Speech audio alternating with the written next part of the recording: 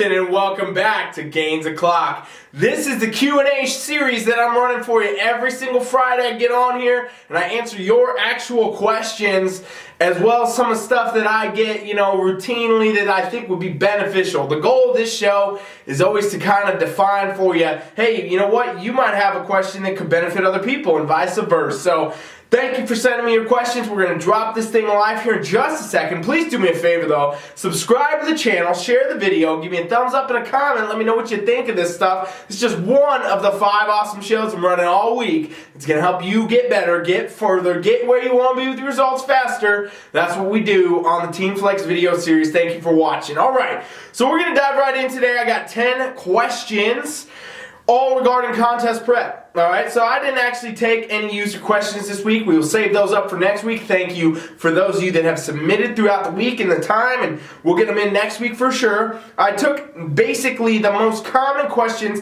I could think about regarding contest prep, competing, basically, different stuff about diets and all that. I'm basically covering a lot of it. We got 10 questions I'm going to dive into that are some of the most common ones I get that hopefully will be beneficial to you. I also try to make sure they're not like the general norm type questions that you could literally go to NPC News Online and see the answer to straight up. You could Google it, it would pop up. So hopefully this would be beneficial to you. Please make sure you subscribe and share. All right, let's dive in, fam. Question number 1, quick competition question, Gainz O. What is the best way to diet down? Macros or strict meals? That's actually a question I get all the time. For years I got this question, right? Everybody assumes that when you go on a contest prep, no matter what division, you got to get really, really strict with your nutrition, meaning like you got to eat chicken, broccoli, and rice 6 times a day to get yourself stage ready. The truth is, you can do any variation of meals or macros or both, or one or the other. You can mix them all up as long as you are getting the right calories, the right macronutrients, the right proteins, carbs, fats, fibers. If you get all that right, you're hitting that consistently, that's where you actually have to be strict, okay? You have to be strict in hitting the numbers, hitting the right calories. And of course, you want to have the right plan. You want to make sure you got a coach that's going to get you the right nutrition plan. Don't try to wing this stuff. And don't do one of the generic meal plans. I'm going to say stray away from the generic meal plans. I know there's so many of them out there. I know a lot of coaches even give every, bikini competitor the same meal plan. Don't be doing the generic plans. They don't work. Your body's different. You got to have the customized nutrition, and that's going to be the customized number of macros in regards to proteins, carbs, fats, fibers, calories overall. You got to have that all right. But as far as what you need to do, what's the best way to diet down, it's pretty variable. You could do this in any way you want as long as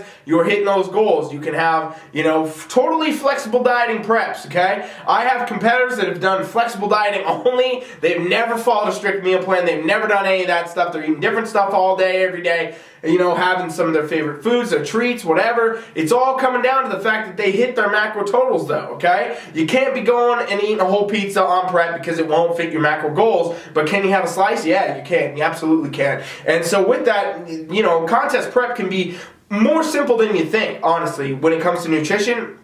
If you understand the principles of flexible dieting and you got a coach that can set you up and diet you in the right way, make sure you're eating enough, make sure you're not crash dieting yourself. Those are all super important things. I think that's actually one of the other questions we have later, so I'm not going to dive too far there. Question number 2, do you have to take drugs and supplements to compete? So when it's talking about drugs, we're talking about steroids, we're talking about all different forms. I know that competitors though, and even coaches, you trick yourselves into what a steroid is, okay? So anything that is an assisting compound, even if it's a cutting agent, it's a performance enhancing drug, it's a SARM, it's any of this shit. I know that companies market that they're not steroids. I know that even coaches tell you they're supplements. I know that a lot of competitors will deny the fact they're taking steroids because they're taking a SARM. Well, guess what? All these things are androgenic. All these things are anabolic compounds, whether they're cutting, whether they're not. You're taking a drug to go ahead and try to attain a physique. And to me, that's a performance-enhancing drug that is, by all classifications, some type of a steroid, okay? And so that all counts.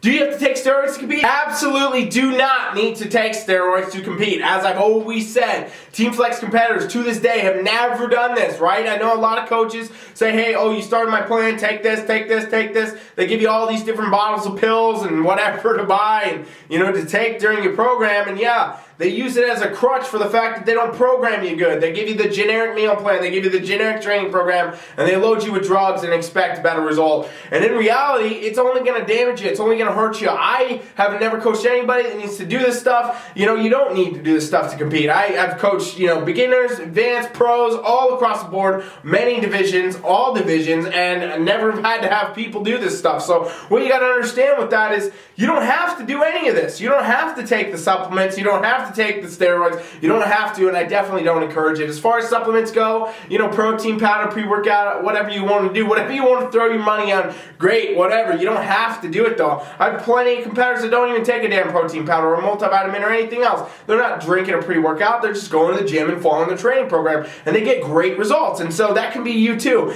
That stuff is add-on stuff. I suggest strongly you stay away at all times from the steroids, from these compounds, these cutting agents, any of this kind of stuff, the SARMs. Stay away from all that. Don't go near it. It's going to damage your hormones. It's going to mess your metabolism up. Yeah, it might help you cheat your way into a 12-week prep, and after that, you're going to deal with the effects of it for the rest of your life from the hormone damage you have caused. And the amount of people that I've told this to that I don't coach, and they neglect to hear what I say, and they go do it anyway, and anytime I talk to them after, talk to them a year down the road, they're like, fuck, dude, I really should have listened to you. Oh, man, I landed in the hospital. Oh, no, now I have, my testosterone doesn't work anymore. I can't even, I have to go on TRT for the rest of my life. I hear this stuff all the time, and that's because it does do this. It's well documented. If you do any of these anabolic drugs whatsoever, it's going to change your composition in your body for a very long time, potentially forever, and give you any other myriad of health issues, so avoid it. Supplement-wise,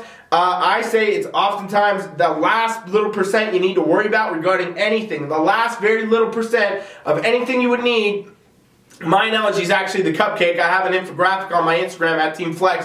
Make sure you follow me, where it says basically, hey, this is the cupcake. Your training is the kind of cake of the cupcake. The frosting's your nutrition, and then you get the little bitty sprinkles on top of the cupcake that could be your supplements. And guess what? To make a good cupcake, you don't actually need the fucking sprinkles. And the same goes for your results. Same goes for what you're trying to do. If you want them, great, throw it in there. Get yourself a protein powder. Get yourself a pre-workout. Maybe you like the way it tastes, but you don't absolutely need it, okay?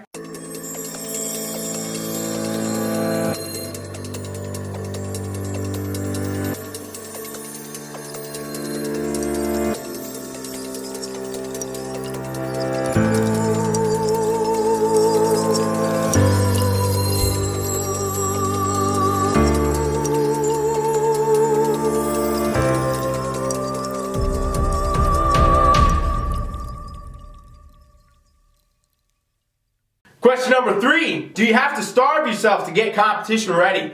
This is a great question that comes up all the time.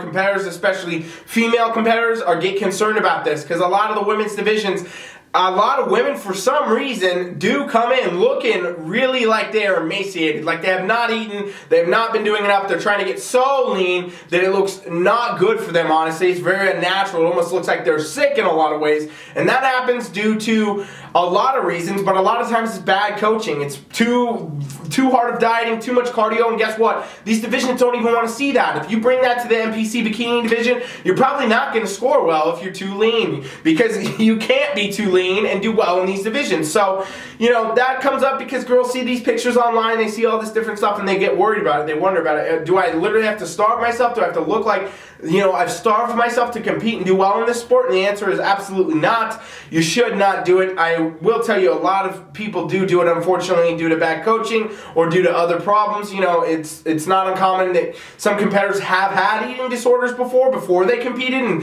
they come into the sport and it carries with them, so on and so forth. But the point is, the sport can also be a great way to deal with eating disorders and things like that. I know a lot of people that had them before and they became a bodybuilder, bikini competitor, and it changed their life and they feel better now. So it's not to say that you absolutely have to do that at all. You don't have to starve yourself. You should not. What I always say is that you should eat as much as you possibly can while still getting results. A lot of coaches, unfortunately, you'll start a program with them, you could be eating 2,000 calories a day. They say, oh, you want to compete 12 weeks? Now you're on 800. And that should always be a huge red flag to you. You should instantly instantly turn away from that, get your money back, and go get a different coach. What I do when I coach is I say, okay, you want to compete? Great. Here's where we're at. I'm looking at your physique. I see where your body is. I see where we need to be. I know what needs to be on stage. So how do we get from A to Z? We're going to go like this. We're going to go here. I'm going to drop the calories just a little bit. We're going to start a little bit of training, some cardio maybe, and boom, we're going to get here. But the goal is always for me as a coach to make sure my competitors are eating as much as they possibly can and get results. Because I know that when you diet down too hard, when you crash diet someone, or if you cut someone to 800 calories, which I've never had to do in my life, I've never put a competitor on those other calories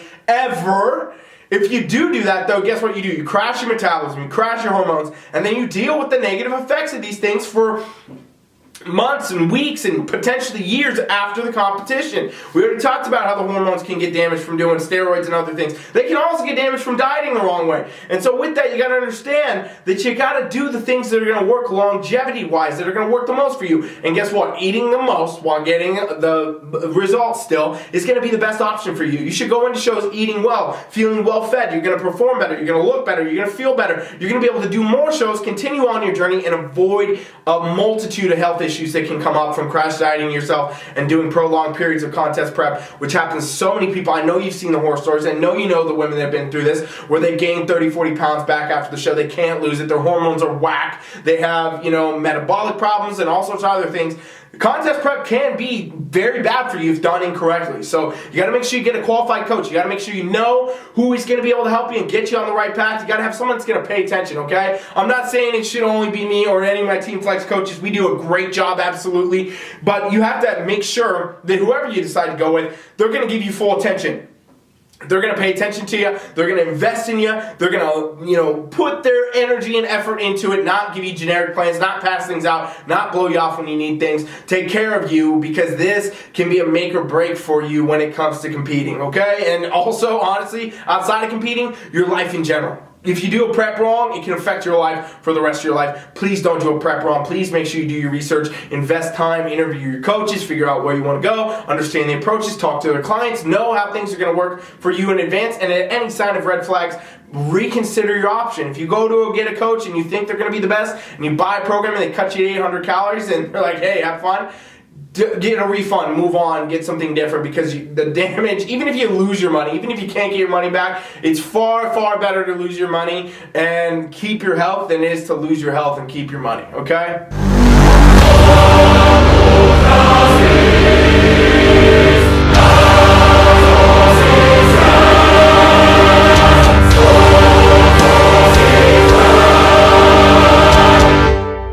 Question number 4, where do you get competition suits? This comes up all the time, again, from the ladies, but also from the guys, because, you got to get your trunks or whatever for bodybuilding, classic physique, so on and so forth, men's physique. The men's divisions, I'll say straight up, are a lot easier, okay? There's not a lot of options. Board shorts, I've seen guys go to Target and buy those for the men's physique division. They go to Target, they buy the board shorts, they're good to go. You can go on stage with it. For classic physique, bodybuilding, things like that, you can get them made a lot of times at suit designers, but most of the time you just buy it online, at a generic place. You can get them on NPC News Online, for example. They have them there. They're NPC branded, all that, so on and so forth. There's ways to get all these things made, but ordered. You can also just Amazon it probably straight up and get a decent option, because there's not that many things for men. For the women, it's a little bit different. They just want to go into more stuff in general, right? They want to, pick the different crystal amounts. They want to pick the colors, the shapes, the connectors, all that. And so generally you want to go with a suit designer in this, okay? I'm going to recommend Amanda Louise at Amanda Louise Swimwear. You can check out her Instagram, her website. She is the best in the game, and that's why I'm recommending her. I don't get an affiliate code. I'm not making money off anything. If you go get her stuff, it's good for you. It's not going to do anything for me. At the end of the day, she does the best stuff. She does a consults where she guides you. She takes you through everything. They're going to pick it out, get you sized, get you ready. She even has an awesome rental program where basically, you can rent these things for cheaper if you can't afford it, because the women's suits do get more pricey, but it is worth it to get it done. A lot of, I know competitors went and go and they buy, their friend's suit, they buy some used stuff off of Etsy and things. It's just not the best way to go, because if it's not a rental that can actually be sized for you, or it's not actually made for you, like you bought an own custom suit, you're basically buying some other competitor's suit, and it's not going to be fitting your physique right, it's not going to do right, and you're probably going to have some problems come competition day with fitting living and things like that, because your physique will change a lot, ladies. Your physique changes a lot as you go through the prep. You know, you can measure your stuff a month out, and then, you know, 2 weeks out from your competition, it's a whole different measurements you need by this point. So I strongly suggest you go check out Amanda Louise. She has a free consult you can do, a free, you know, basically you just get in and talk with her. Even if you already go to a different suit designer or whatever, it's great to get expertise from people that can offer it.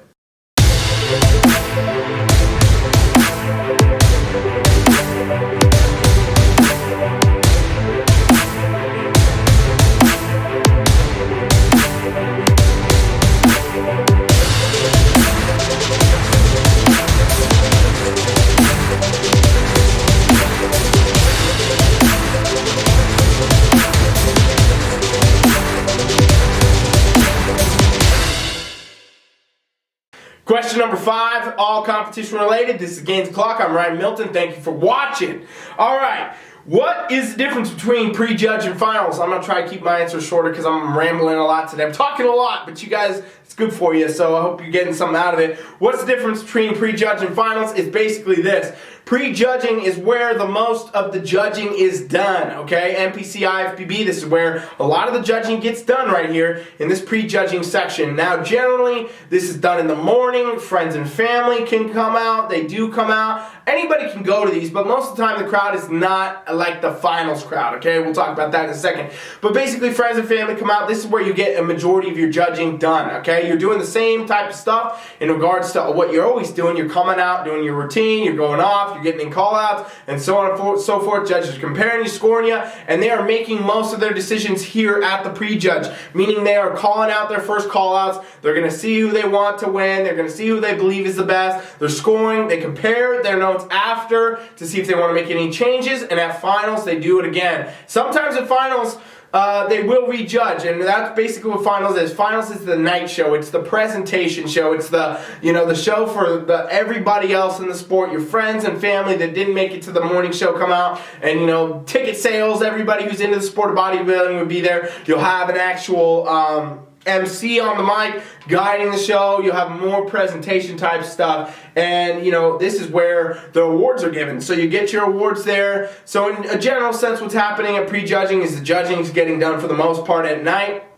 You can be judged more. Oftentimes it's not going to be a ton of changes going on because they already did the judging in the morning. The night show is the presentation rounds, and you're basically going to go out, get your awards, and, you know, move on with that, and so on and so forth. And after pre-judging, obviously, after finals obviously show's over, you can get feedback from the judges, so on and so forth. But basically that's what makes them different. That's what separates it. These do sometimes happen on different days. These do sometimes happen, you know, within a few hours of each other. It just depends on the show and what you're doing. But yeah, there's going to be a pre-judge and a final section of every competition that you do. All right, how do you qualify for nationals?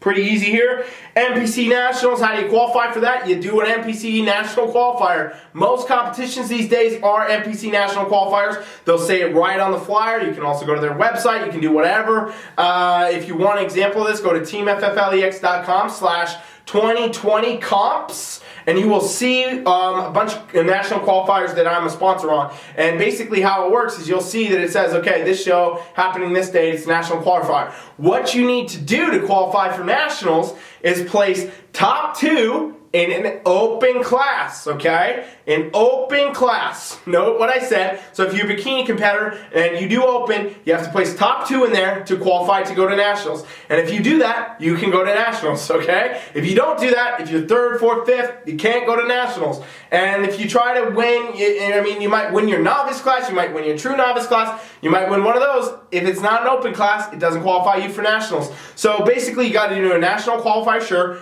show and place top 2 in your open class. And if you do that, now you're qualified for nationals, okay? So pretty much when you go to nationals, you're going to see a myriad of competitors that are either second place winners, first place winners, or overalls. Oftentimes, can't talk today, mainly the first and the overall winners over there at nationals. But that will be what qualifies you. Then you'll be qualified for a year from that show to do the national show you want to do. And they have that schedule on NPC News Online as well. All right, how do you become an IFBB Pro? This kind of piggybacks on that last question in a way. So basically, from the very start, NPC is the amateur organization. IFBB Pro is the pro leagues of the NPC, IFBB, all that, right? So basically, it's the amateurs versus the pro. If you want to become a pro, here's how you do it. You got to qualify for nationals first. I just told you how to do that. You got to go to nationals, and then depending on the nationals you do, every nationals is different.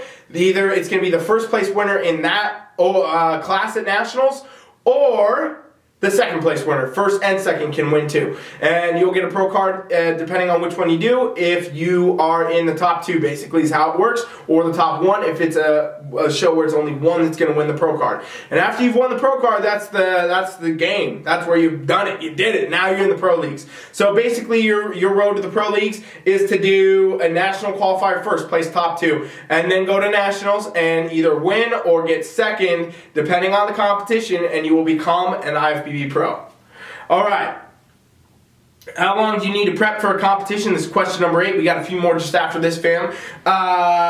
You prep for competition in a general sense. I've done a lot of posts on this at teamfflex.com, at teamfflex on Instagram. Check that out if you need help. But basically, you know, it depends on the level of show you're doing. What I say for the most part, okay, if it's like your first show, do a 16-week prep. If you've never done a show, do a 16-week prep. And the reason I say this is you got a lot of time for your body to see how it's going to respond, okay? You got to be able to have some variability, and if things are going great, awesome, you'll be ready early and you'll feel good. Otherwise, if stuff comes up and maybe your body's not responding, maybe you have some events in your life that change your response to your training, well, now you got time to make up for it. You can still come to your show and do good and feel good about what you brought. Your first show is very important to a lot of people because it's the most mental one you'll do, whereas, you know, as you're getting started, you're going to go through all this different stuff. It's a new experience. It's very stressful. So 16 weeks allows you to have some variability in that. It makes it easier overall, less stressful for new competitors, what I find, okay? For a local, regional type show, so we're talking about a national qualifier or something like that, you know, it's just your local everyday show. It's happening around you somewhere, whatever. I say 12 to 16 weeks, depending on who you are, where you're at, right? If you've already done some shows before and you're in a relatively good off-season improvement season, what I call physique, you're in a good spot, you have a lot of stuff, maybe you can get away with a 12-week prep. But some people might do 16, depending on where you were at in your improvement season, so on and so forth, or your experience doing competitions overall. So 12 to 16 weeks for that.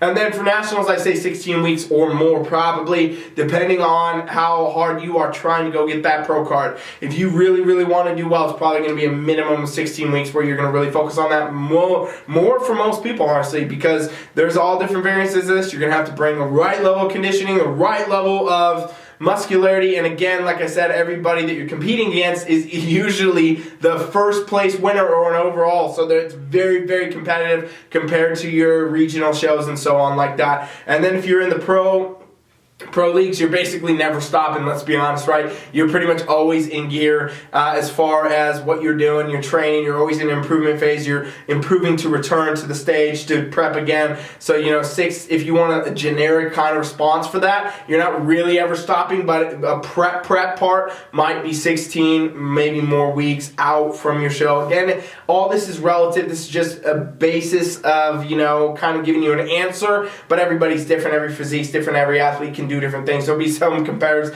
I guarantee you, that can do preps in 8 weeks and rock it, and there'll be some that take, you know, 20 or more, and that's just what happens. So you got to know what's custom for you, what's going to work best for you. This is where a coach can come into play a lot. If you need help with your coaching, go to teamfflex.com right now. Subscribe to our trial, and we can help you get contest ready, and that's a free trial where you can check that out, no obligation whatsoever.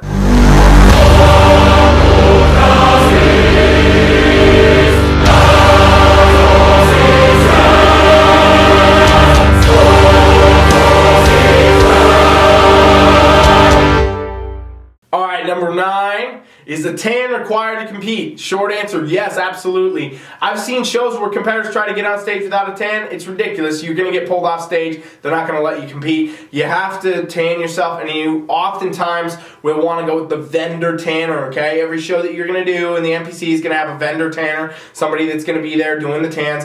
I know that there's a lot of self-tanners and things like that, and a lot of people want to cut corners. It is very difficult to do a self-tanner and match the tan that's going to be on stage, and it can hurt hurt you more than it will help you if that's what happens, right? You can't go on stage with bad tan and expect a good result, because if everybody else has sprayed one shade and you come out a different one, it's going to affect you negatively, not positively. It's not going to help you stand out in a good way, in other words. So I strongly suggest the vendor tanners always at the events, and this also allows for anything if you spill something on you or you need a touch up. Very easy to go walk over there and have them do it, as opposed to you scrambling trying to find your little kit. I'm not a huge fan of self tanners. I tell all my athletes at all costs, please do not try to do that. If you're trying to cut $70 off, I'd rather give you $70 and have you do the damn show tan over trying to do it yourself, because in reality it's dumb to cut corners. It's not a good idea to prep for so long, try to spend all this time, all this money honestly getting ready for these shows, and then cut corners on the tan and have it affect you and not,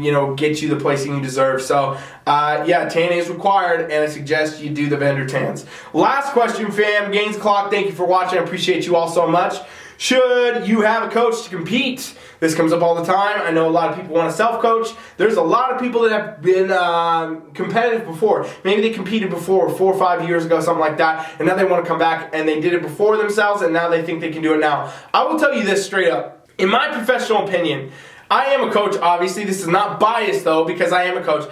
Every competitor should have a coach. This is what I believe. This is literally what I think. Everybody should have a coach. And the reason is for a few different things. Right now, the sport is most competitive it's ever been, especially on the amateur level, okay? I know there's a lot of people that talk about how, bodybuilding's not the same as it was. It used to be more competitive and stuff. Whatever. At the amateur level, we have more amateur people in the NPC competing right now than ever before, and people are better and better and better every single time. I constantly hear from Sandy Williamson how hard it becomes to judge these shows at the amateur and the pro level because of how good everybody is. There used to be a time where you showed up and a class would come out and you'd be like, oh, that's definitely not a winner, that's definitely not a winner, that's definitely not a winner, and there'd be a few people that might be in the top contender for a winner. Now, it's very rare to see people that are not a contender for a winner, okay? So with that, you gotta understand, it's very competitive. It's hard to do this. If you competed a few years ago and you self-coached yourself, great. You might not be able to do that now because of the quality of physiques, okay? And then what I'll say is, competitors all the time, if you are self-coaching, it is hard, it is difficult, it is mentally very exhausting, and it takes away from your ability to be in the gym training really hard,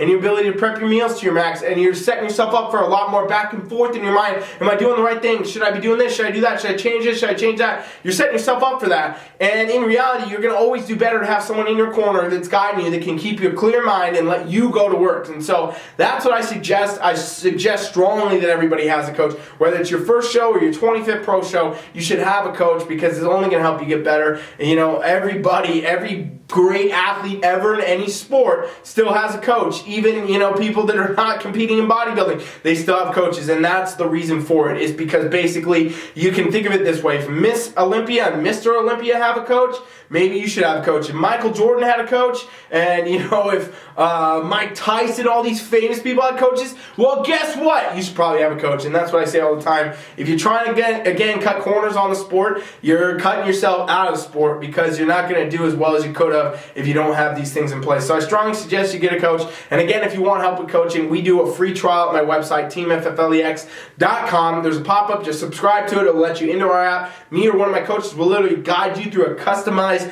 trial experience. It's a free trial of our coaching. It's world-class coaching. If you are serious about competing and you don't do this, I don't think you're serious at all, because it's totally free and you get some of the world-class coaches to help guide you absolutely free. So please check that out. It's only going to help you. I'm not trying to sell you on anything. You don't have to put a card in or anything like that. It's literally free, no obligation whatsoever. So if you're serious about competing, you want to do your best, you're going to go get these free resources we got at teamfflex.com and check out the free trial and work with me or one of my coaches free for 7 days, where we can help you become your best and give you some insight into some stuff that may be clogging your mind up or whatever, all right? So thank you for watching Gainz Clock. I appreciate you being here. This is just one of the 5 awesome shows I run all week, so please make sure you subscribe to the channel, you share the video, give me a thumbs up, drop me a comment. Thank you for watching. Coach Rye is out.